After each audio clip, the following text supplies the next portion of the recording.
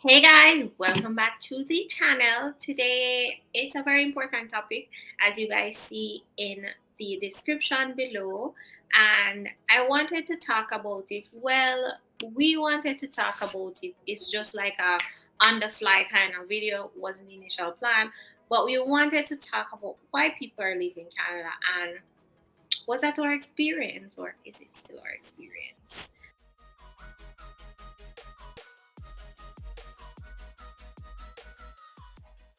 And so we have Danielle.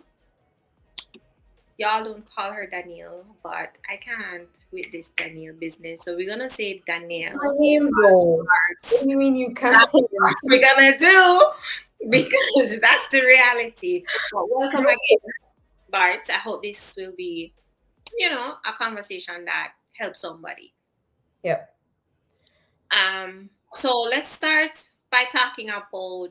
I guess you can start letting us know what's the first thing that you think why people are leaving, and giving your take on it.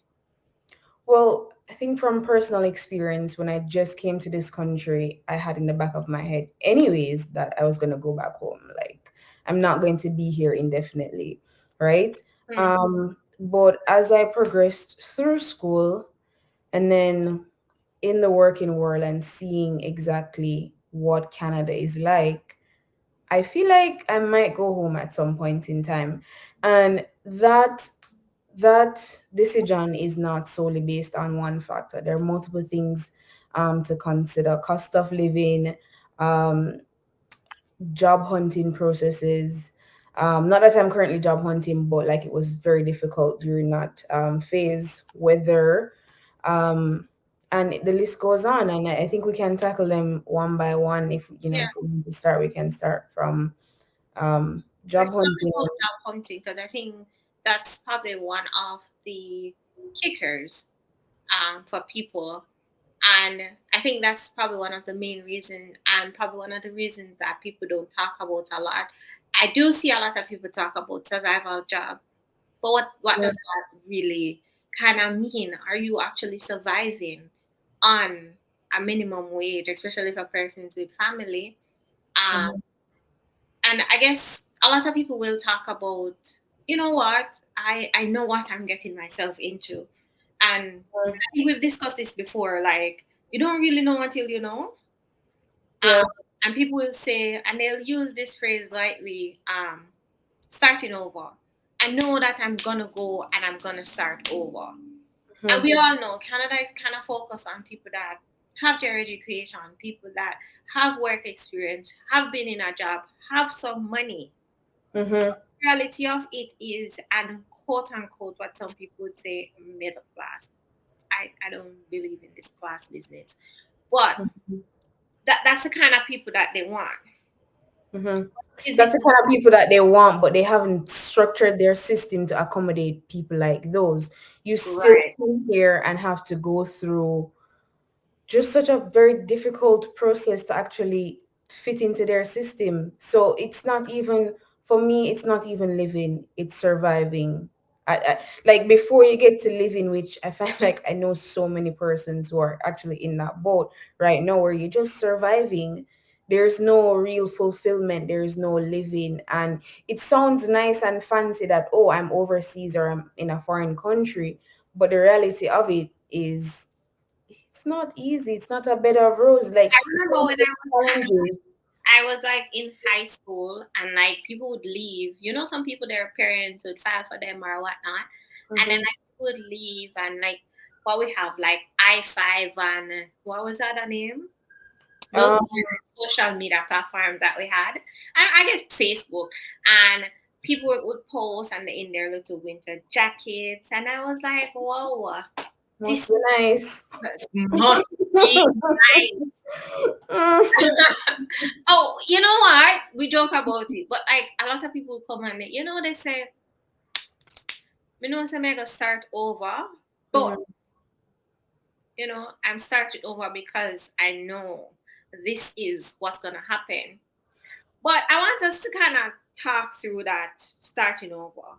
To you, what does that? When people say it, or even from your perspective, I mean, we left. home when we just got out of high school, Yeah, university. university. So it It never was felt really like start over. starting over. It didn't really feel like It's just starting a over. continuation of your young life. Right, but it did feel like an extended portion of time because when I was doing school here, most of my schoolmates or classmates had already had jobs and were in like their second year of working and stuff. How did you feel So about that? actually, it didn't feel anyway because I was just focused on what I was doing and very confident in what I was doing and what I wanted to achieve. Mm-hmm. However, the obstacles that I had to go through, like for example, I shared in my first video, coming here and trying to find a part-time job because you need a part-time job to survive. Thankfully, I did have family in initial stages where I had that level of support, but I still didn't have a whole lot of money.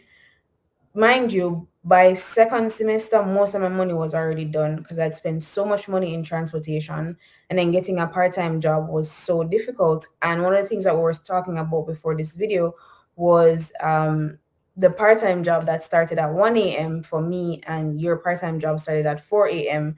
And we didn't have cars and buses. I mean, the bus was running for during It the was time running for I me. needed to go to work, but it wasn't running for you. So that meant I had to leave home at 11 p.m., right? So I was traveling for about an hour and a half, right, during summer and winter, right, to get to a place. And then Work once what I they get there, call the survival job. What is it really? A survival job? it is what it is, a survival job. Why wouldn't you say it's a survival job? I don't know. What it I mean, a survival job in terms of like you're able to pay your immediate bills because I was earning close to maybe like 200 and 250, 200 to 250. for the week. No, every 2 weeks. I wasn't going that often because I only did it on the weekends because I Oh, was. because I was just about to say, oh, you were working for free. All right. No, no, and then that just went back into transportation. So survival in terms of like you get your money, you can't even buy a shirt or a dress or a shoe or anything because it just goes right back into into bills. Mhm. So that's one issue. Survival jobs, and then when you leave school, you have the issue of trying to find a work. Yeah, yeah. And I guess not from our perspective only, but like for people that come as landed people, where Mm-hmm, they didn't get that adjusting time. Well, like when we are in school, at least we have friends, we have other people to talk to. But like for somebody that land as, like they got the PR before they came they here. got the PR, they have the money, and in their mind, this whole starting over concept. You know Mm-hmm, what I mean? Like this whole starting over concept. I feel like people don't really understand what it means. Starting over don't mean that starting in like a big company and moving your way up. Starting over can literally mean working a job that you never ever in your life imagine working in. I remember I sat down with somebody, and I don't want to give any specifics, and she was saying that in her life back home, she had her money and stuff, and she thought, in my life, I would never clean a toilet, never ever. mm-hmm. She said she had to do it, Yep. and that wasn't her starting over because she never ever started that way. She Mm-hmm, never ever started that way. And of course, there are people that did not have to do that. There are people that had it a lot better than that. But mm-hmm. I think my point is people are leaving because the concept of starting over when they get here, they're not starting over. And Okay. they can't get the I job. get what you're saying. Mm-hmm, They can't get the jobs, not mm-hmm, only because, oh, a million people are applying for it because that's one reason, but two, you have to jump through hoops, especially if you are working in a career that's regulated. So like for you and I with engineering, we have to go through the whole EIT process and mm-hmm. work all over again and do a bunch of courses. The courses that we already do. Yeah. become an engineer. Similarly, the nurses, they have to do exams. Exams that they've done past work as a nurse for years. Right. Similarly, as a doctor, you work for years and you jumping through these hoops all over again. But So they it ask for becomes, us, right? so it becomes discouraging when you realize, oh, I leave here, I leave my home and I come here with the idea of a better life. But this better life is going to require so much more from me that I was willing to give or I initially negotiated for, right? But in terms of like personal experience and possibly like people that we know, most of the persons that I know personally in Canada, um, have been through very similar situations than me, especially international students, and those who have experience back home and came here.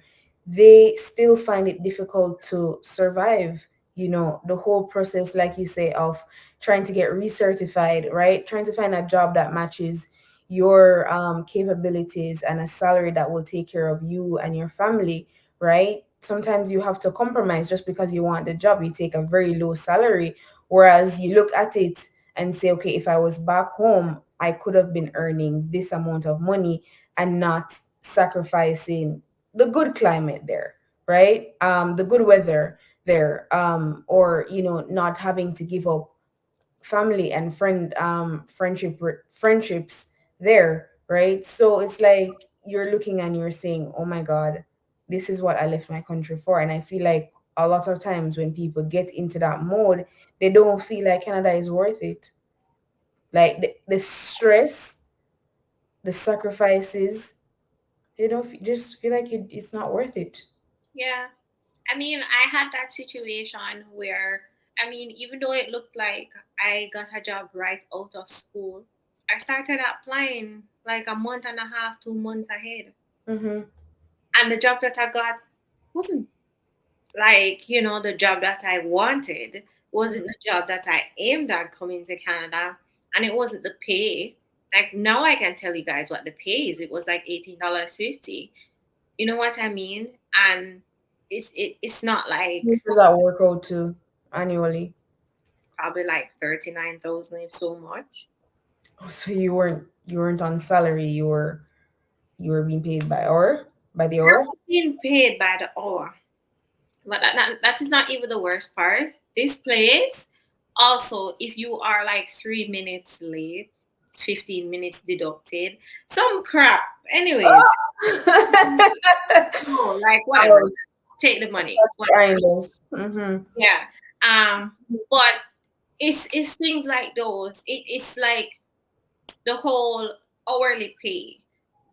No, it's different because I'm not hourly anymore. But it was getting used to this hourly thing, and if you don't show up, you don't get no pay, and Yeah. it's getting used to your your sick days counted, Mm-hmm. and days are just like for me. I feel like I might be wrong, but like I felt like I never ever really checked how much sick days I had back home or Mm-hmm. how much vacation days I had back home. I Mm-hmm. don't know if it's just me, but I never really, I didn't really check for it to be like, okay, you know what I mean? Yeah. And so Yeah. I that get was you. a change. That was a change. Mhm. But yeah, the job market, like you said, can be.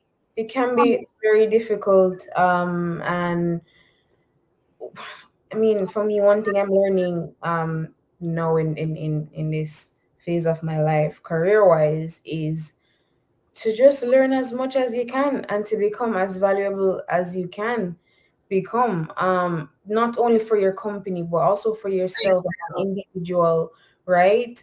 It's not coming and oh getting a job and being paid well and then this is the time to splurge and buy all the expensive stuff and take trips, enjoy yourself, but it's not the end all, because honestly the last thing that you want to happen to you is to be stuck in this system, which I feel like, not that in Jamaica like it's not a system same way, but here I feel like, oh my god, There is a bigger rat race. it is.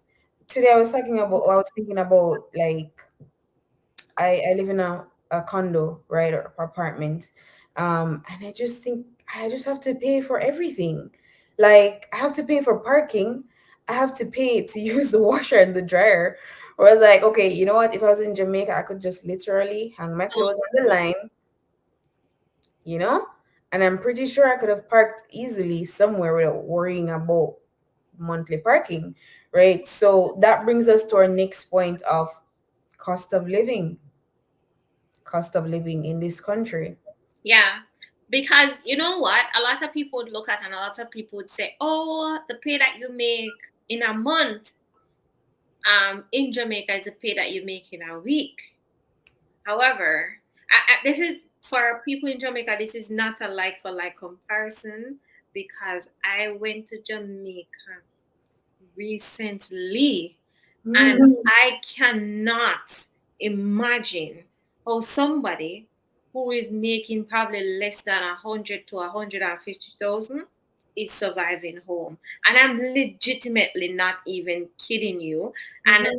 even when I looked, I literally had to go on to look what the minimum wage was because I was just blown away at even the fast food prices. Even to buy a box lunch, I was blown. The The place last that I time I went went to to, Jamaica, paid $900 for a box food. I yeah, the almost place cried. that I went to charging me for the veg different, the rice different, the meat different, and I'm like, what? So that begs the question if we're talking about going back home. Because honestly, and you know what? When I was leaving Jamaica, I felt like I could, like I said, I always plan on going back. And when I left Jamaica, it never looked so rough at all. If I had to choose between Canada and Jamaica, though, I still probably would choose Jamaica in the end. Why? I feel like I could always, I don't know, survive easier there I than feel here. like there's less of a rat race. There's less of a bombarding of the mind and like consciously thinking. And so you have to be, what's the word? You have to be intentional about living a fulfilled life when you're here. Here, You a have to be 100%. intentional. I mean, from the other day, I kind of was feeling a little bit down, um, because you know what? I feel like I have come a far way from where I've started. Mm-hmm, Far away, mm-hmm, far away. We talk about 4 a.m. work, and that's me. I literally was running to not stop so nobody can harm me at 4 a.m., meaning I'm leaving out at 3. You guys mm-hmm, can't even imagine in a minus temperature going outside doing that. Like, I never imagined that for myself. mm-hmm, Loneliness, being here, all of that thing, um, being in an accident, not being able to do certain things. And mm-hmm, then even when your head feels like, okay, I'm finally a little bit above water, mm-hmm, it's just like you have not. And this is just for me. I don't even know if this is even a reason why people are leaving. But you mm-hmm. have to literally be intentional. I think I messaged you even the other day and say you need to be intentional about leaving the house, which I am talking to myself like I'm talking to, Oh, I but understand. I'm working on that for real though. But but like, it is true. It is true. Like at the end of the day, saving all our money, investing like we do and stuff like that, it's great. mm-hmm. But who gets it if something was to happen to us I tomorrow? think, I think to be honest, that's a very good point. But to be completely honest and transparent, and I think I was sharing it with somebody that one of the reasons I think I'm like this in terms of like how I do my finances is almost like when I just came here and the experience that I had with not having money, right? And that underlining fear of knowing that, oh my God, I can get back to that point. I remember at one point I had $3.18 in my bank account, my Canadian bank account, right? And I had two credit cards that I had a limit of $1,000 on each, and they were almost maxed, both of them, right? And that was when I was going to school. Yep, right. And so it's like, once I started to settle back in terms of work and saving, because I'd use up all of my saving to go to school, right? And thankfully, I didn't have to take out any big loans nor anything. So once I left school, I was able to start saving again. But the reality of it is that I have this underlying fear that, listen, I don't want to get back to that place. And I don't know if it's consuming the way or I think and manage my finances, but it's definitely one of the reasons that I operate in the way that I operate, because I'm like, okay, when I was living in Jamaica, I never thought about homelessness. Here, it is a reality. Like, it doesn't take anything to become homeless. And my friends and I talk about it all the time because we're like, I have a friend from Colombia and we talk about this all the time. And literally, that's one of her fears as well. She's like, girl, if I don't go to work, I feel like I can become homeless at any point in time. It's And funny. that and that's a real fear. It's funny that you said that because I've never really thought about it. Well, I've never really could pinpoint why I shelter my money um, Mm-hmm, so much. mm-hmm, And y'all can judge me if you want. That's fine. mm-hmm, Uh, mm-hmm, having like, I don't know. I'm embarrassing myself right now, but I don't care. Having the same clothes that it's just recently that I decided to donate them. But mm-hmm, like having the same clothes that I did from I leave home because I'm like, you think I'm splurging on clothes? You think I'm gonna do that? mm-hmm. Me? And but in my mind, I thought, stop doing that. Live your life fulfilled because the same God that And took me up from where I was and mm-hmm, where I'm at right now mm-hmm. is the same God that if anything happened, He will take care of me. Right, and I wanted to just pinpoint right there that what happened and what you're seeing is very similar to my situation, whereas we've been pushed into a scarcity mindset, whereas we feel like we don't have enough to even enjoy ourselves, whereas perhaps we do, but because of our experiences coming here and knowing how the system is set up, right, you don't want to get to that point where you feel so vulnerable. And that's the word for me, because 2019, when I was going to school, and I say it to people all the time, that it was the most vulnerable I'd ever felt in my entire life financially. And it became a huge part of how I operated, because honestly, like in Jamaica, you're not thinking about rent like that. You're not thinking about food. You're not thinking about the bills. Like, when I was in Jamaica, when we left school in Jamaica, we already had our cars, right? I never had any Don't debt. think about it that Okay, but anyways, I never you had, didn't owe like, any money. Like we as a never matter of fact, I have didn't no. even have a credit card, nor do I care. I didn't care for one. Yeah, but I never had any bills that would say, okay, I need to think about this. But coming here, it's like a shift, is like a 360 shift altogether. And so, going back to your point, whereas the same God who brought us here and has been sustaining us is able to keep us, but we have to get to that point, whereas we kind of let go of that scarcity mindset and walk in abundance. And it sounds very easy, but it's not, right? Right. It takes intentionality. of intentionality. But I'm pretty sure this is a common story for other people. But I Well, mean, yeah, I'm pretty the sure. reality. I think there's two type of people when you come and you face what you're facing is that there are some people that operate like the way we do, and then Mhm. there are other people that like Don't care. I have one life to live. If it means my credit goes bad or anything, that's what I'm gonna do, and I'm gonna use this credit card and I'm gonna Right. travel. You have two people like that. Yeah, you have two people. But it's finding a balance, People. which I personally have not found yet. I don't know. Likewise. I haven't found it, Likewise. but Like, I need some new clothes, honestly. I'm not even fronting. I need some new clothes. girl, I she need some new must clothes, be but I she can must feel be in like love with me right now because it's like getting to that place whereas you're like, okay, you know what? It's okay to to take care of myself, like, to spend some money and on some new clothes, or maybe like get your hair done. Like the other day when I did my silk press, that was the first time I was getting my hair washed by a hairdresser in like, You did a whole silk press, and I didn't know. I did a silk press, but just to put in the extensions for the photo shoot. Oh, okay. Sorry, But guys, for that break.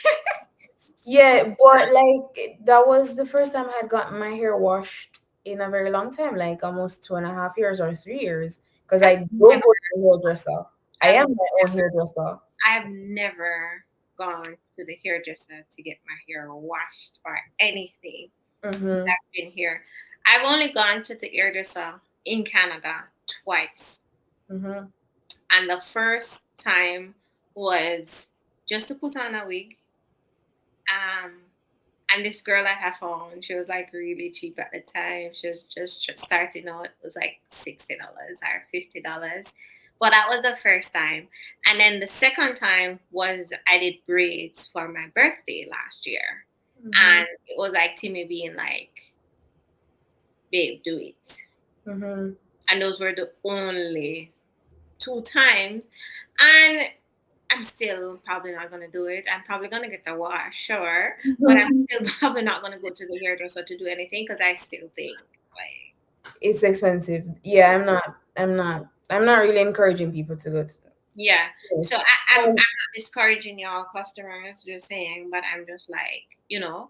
But anyways, I found a way. But anyways, yeah. But question, if there is one thing off the top of your head right now that you could give to yourself and to me and to maybe others that have experienced that scarcity mindset, is currently living in that state, what's one thing that you could tell yourself about, maybe evolving from that stage? Because I think it has a lot to do with trust, but I want to hear what you have to say. that's a very intuitive question. And I say that because it's something that I've been trying to talk myself into Mm-hmm. so much. Like, Mm-hmm. my birthday is coming up, and this video might be posted after or on or whatever. But I've been back and forth with what I want to do, and Mm-hmm. the very reason is the scarcity mindset. It Mm-hmm. keep the money or keep the this or keep the that, or and then a couple days ago, my parents were here with me, and I thought, I do all of this because from the get go, I said I wanted to make sure they had somewhere to, when they come, they can lay down, no problem. When they Mm-hmm. ask for something, I can provide it. And Mm-hmm. so if I'm in a situation where I can do it, that means God has taken me far, Mm-hmm. far from where I started. Because when we started, my husband and I came to Canada with about $1 million Jamaican, and we needed about eight. About, that's about 8-9K Yeah, and Canadian. we needed about 18K to pay off my tuition. And I have to keep reminding myself that even though at that time it was like almost impossible, because where are you gonna get, oh sorry, mm, where are you gonna get that money from? Where is it gonna come from? What are you gonna do to make sure that you can pay off the tuition without provoking your parents? Even though my parents would support and be glad to support, but it was the mindset of, we're gonna push and we're gonna do this. And just in your mind, just thinking back, I feel like that's what we have to do. Thinking back at a time when you have $3.18 in the account and Mm-hmm. you basically owe $2,000. Where did it come from? I think that's what we have to think about. There's so many rich people and people that are wealthy or whatever that talk about them going broke Mm-hmm. and coming back from it.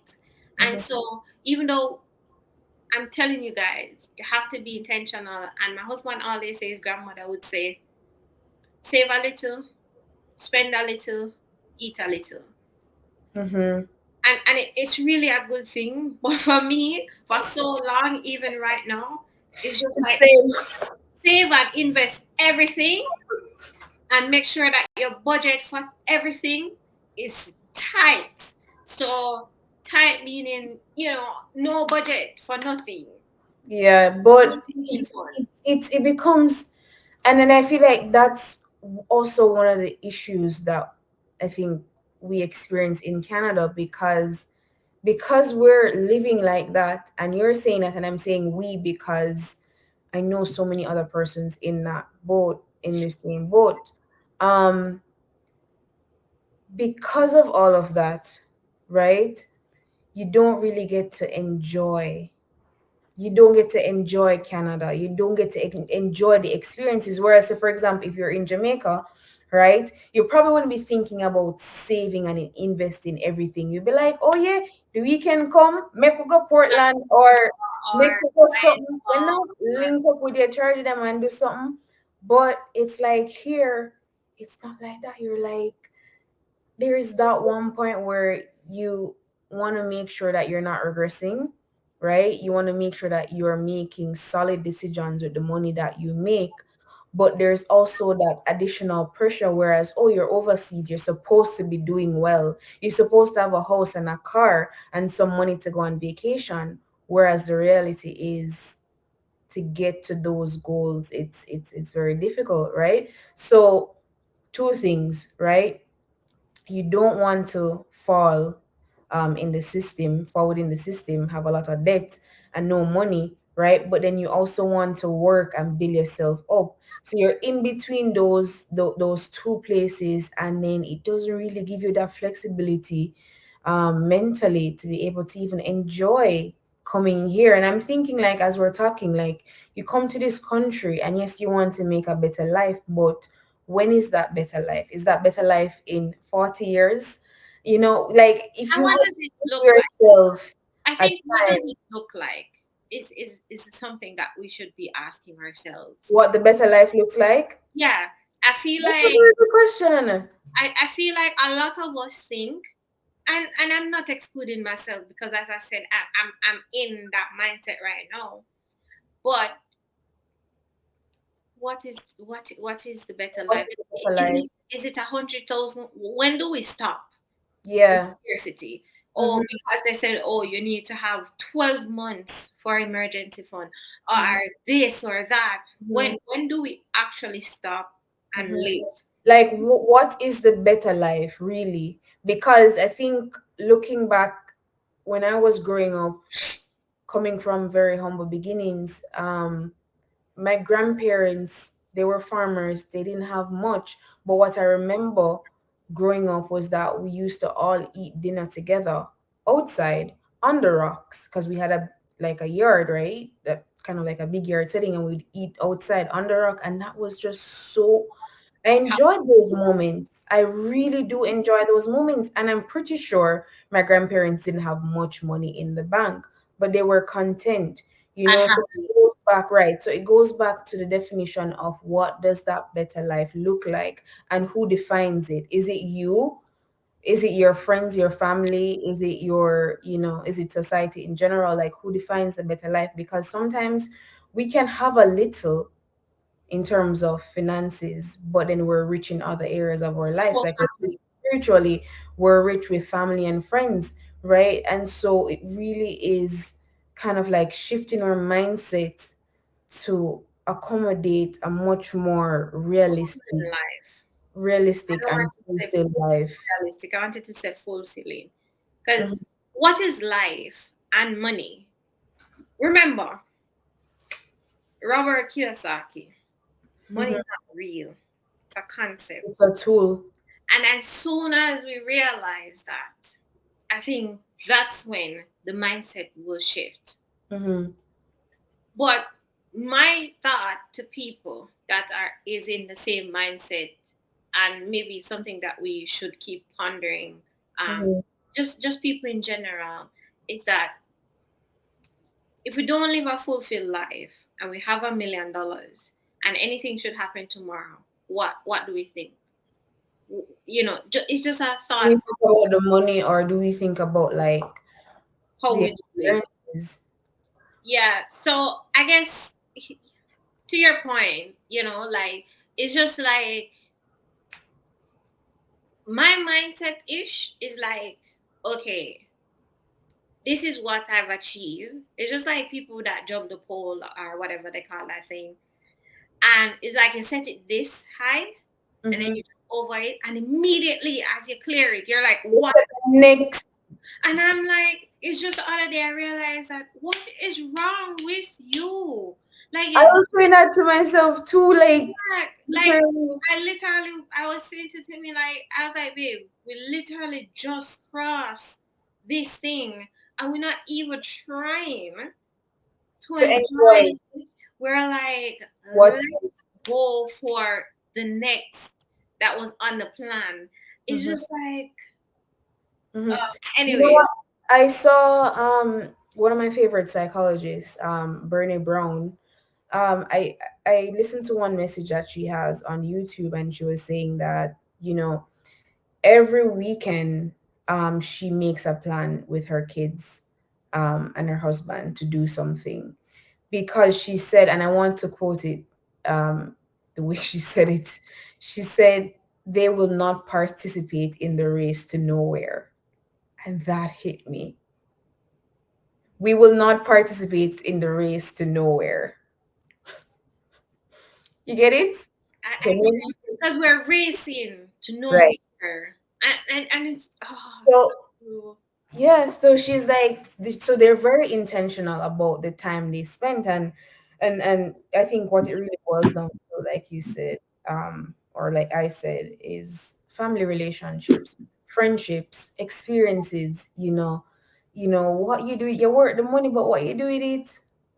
And I'm very guilty of that. Like, honestly, bad, bad, bad. very guilty. But I have I become think such I a empathize homebody. with myself, and I understand why I'm this way. Not that it's okay or right, but I understand why I'm the way I am right now. Do I want to evolve and be better? Yes. Do I have all the tools to? Not necessarily, but I'm working on it. Right. So, Talking about that, let's go.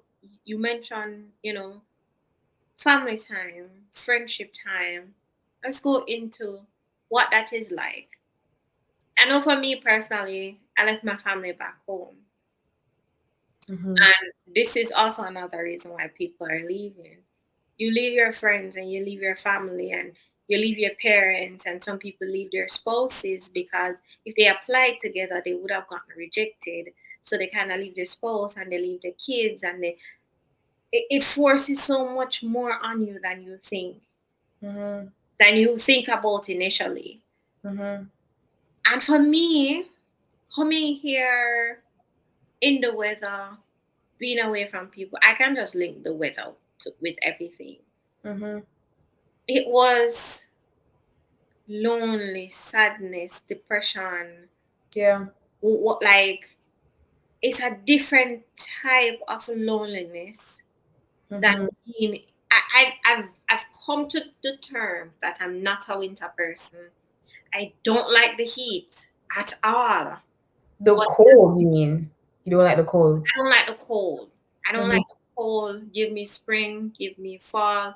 I You do suffer. not like the cold. I do not like the gray. I do not like it.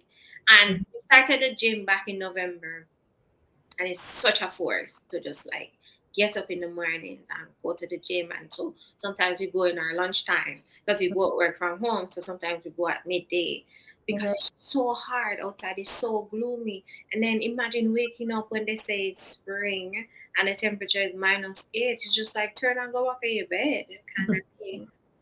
Mhm. um but I was sad. I felt Mhm. like I was so sad Mhm. because for the longest while I was here without my family. And I Mhm. remember when my husband came, well, he wasn't my husband at the time. I remember when he came, my mom came and my brother came. Can't forget it. And I remember when they Mhm. were leaving like January, and I had an exam. and I feel like I scored like 40 something on the exam. Because that feeling when they were here, I was fine. It was so great. It was nice. But the minute they left, that feeling just hit me like a storm coming down in the middle of the night, just randomly. And it just shadowed over me, and it was just like a such an overwhelming and surreal feeling. The thing is, we need relationships, and not just any relationships. We need authentic and, you know, uplifting relationships, like all of us do. And the moment we're missing that, it's almost like a part of us is missing. That's the only way I can put it clearly. I have a friend who, um she's experiencing the same thing here. Her family is back home, not Jamaica, but they're back home, and she keeps on asking herself, what am I doing here? Am I just working and saving my money, whereas could be in my country with my family and have all these experiences? Yes, the money might be less, right? The money might be less. And I actually was saying to her, because I met up with her a few weeks ago for coffee, and I was saying to her that for me, when I was growing up in Jamaica, the idea was pitched to us. And let me say me for a second. The idea was pitched to me that everywhere outside of Jamaica is better, especially if it named foreign. Mm, And so it's almost like it was the end goal. And I know this is not for everyone. Like, I know everybody's mindset isn't like this, but for me, and I think the community that I grew up in, like, if you go foreign, it means that automatically your life going to be better. So even if you're in Jamaica and you go to school in Jamaica and you have a degree and everything, the ultimate goal is to go overseas and, become well off. Whereas that's not so much of the reality. You can make a good life here. You can make possibly a better life here than if you were in Jamaica. But there's a lot that you do have to give to make that life here. And one of those things is family and friendships. yeah, Um, and I honestly, I can't tell you if it's worth it at this point. I can't definitively say, oh yeah, it's worth it to give up family and friends and come here and pursue a dream life. yeah, Not to discourage anybody, but just like, being honest. yeah. Yeah, I think overall we've covered, I think, majority, if not most of the things why people are leaving. Mm-hmm. And I guess now people would be wondering, so what about you guys? What do you guys think? Mm-hmm. For me personally, I got over the hump, in terms of my husband came, my brother came, my cousin came. I kind of, and my parents, my mom's always here. It's funny. She made, I told When you told me, yeah, it was like when you told me your mom was coming, I'm like, bro, was she here the other day? Like, I'm yeah, my confused. mom lives here. So my mom's like 6 months in Canada, 6 months. I'm kidding. Government of Canada, I am kidding. But my mom's always here. My dad's always here. And even in my call log, we FaceTime, WhatsApp, we're always in communication. And Yeah. so that aspect is a lot better now. I'm no longer job searching. And so I've gone over the hump in a sense. But Mhm. and just to say, like, because of the struggles and because of the trials, I'm the person that I am today. I I'm not the same girl that left Jamaica, and that's in a good way. Mhm. Because of how the system set up, I pushed myself to learn about the credit system, investing, just setting up myself in a certain type of way that if I was back home, perhaps, not saying I wouldn't, but perhaps I wouldn't. You know Because what there I wouldn't mean? be so much of a need for it. There wouldn't be, right? And so I've set up myself in such a way, and I when I looking at myself in the mirror, I like the person that I turn into, and it's because of those struggles, and it's because of those trials, and it's just like, Mhm. the potter's clay, like, God molded me and made me into the person that I am, but it's not because oh, I had it easy. and Mm-hmm. and that's probably one of the reasons why I'll stay in this country. And it's personally because of the growth. The trials have It's you. pushed me to be somebody that I like to see, that I like who I am. Mm-hmm. But it does not take away from the fact that because of the trials, it had put me into a mindset of scarcity. It is a different mindset where I don't take care of me a lot of times. And it's sad to say, but a lot of times I don't take care of me. I want to see 50,000 in my bank account than you know Mm-hmm. take care of me. And Mm-hmm. that's sad, but it's the reality.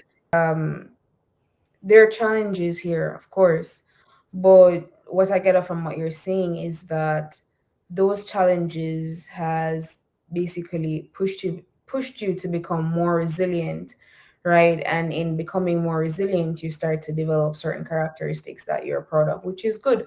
So fundamentally, we don't want to get the idea out there that, oh, Canada is gloomy and bad. It What we're trying to put across is the reality of it. Like, you won't know these things until you experience it. And this is what we've experienced. There are good times, yes, you get to see some really beautiful parts of Canada, right? If you take the time to go see those places, right? You get to, possibly have access to money that you may not have, and resources, not just money, but resources that you may not have if you're back home, like in Jamaica. Mhm. So building resilience and creating a certain type of character that you're proud of is good. It's a good outcome in any situation. I personally think though that I may return to Jamaica, because I have this idea of starting a farm and just living a more holistic lifestyle. Not that I can't do it here, but I find it to be much more difficult. Like, I just want to live a more fulfilled life. Um, yeah. Yes, thank you, Bart, for sharing your thoughts on this topic. I think it's very important. And yeah, thank you all for watching. Hope you learned something today. It's just our insight. Just bear in mind that we are still saying if you want to come, this is the journey of your lifetime. Still take it if you want to. But it's just preparing yourself, preparing your mind, and it might help you to make some decisions as to whether you leave your family behind or you come with them. So yeah, thank you guys. Bye.